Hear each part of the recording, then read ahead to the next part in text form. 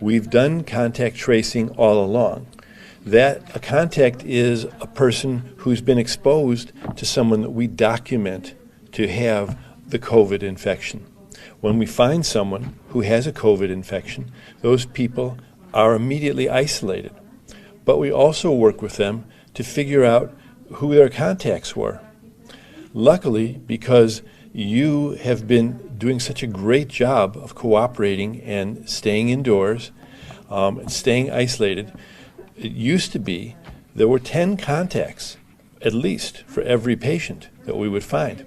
Now, it looks like there are probably only 2 or 3 or 4 contacts, not surprisingly, because most people have been staying away from others. And that's good news. But the purpose of this program is to bring on people. We're going to start with 10 people. We may bring on up to 50 or even more as the program grows and as we see the needs for it. As we do more testing, we will find more and more people who have COVID-19. And again, we'll isolate every one of them, and we will find every one of their contacts, and we will make sure that they stay quarantined, and we'll check in with them every day. In other words, what this program means is that we're going to do a more complete job, and we're going to do a more meticulous job of making it less and less possible for others in the county to run into someone with COVID-19 infection. It's not just our county that's bringing more people on. There are going to be thousands of people hired who will be these contact investigators throughout the state. And this is occurring in many, many other states as well, perhaps all of the states in our country.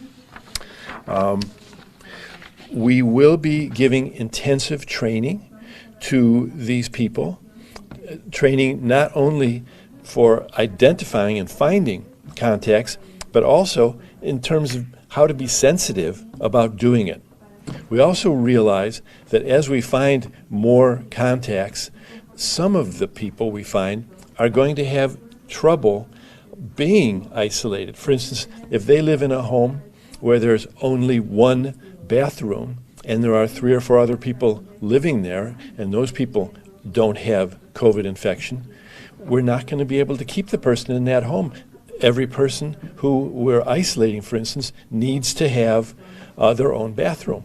And so we'll be moving people like this into other kinds of housing that we have available. They'll also have other needs, perhaps, food, whatever it's going to be. The county will be there to back them up and to support